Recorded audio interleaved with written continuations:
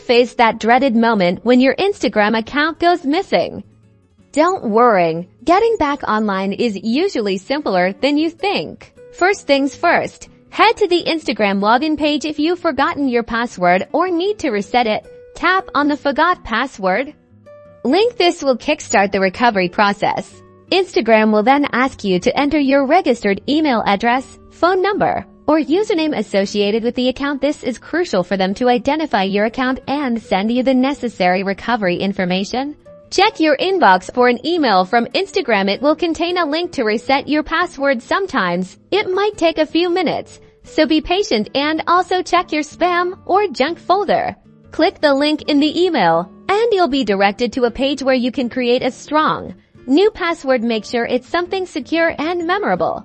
In some cases, Instagram might require additional verification to ensure it's really you. This could involve sending a code to your registered phone number or email, or answering security questions. Once you've successfully reset your password and completed any verification steps, you should be able to log back into your account. Congratulations, you're back online.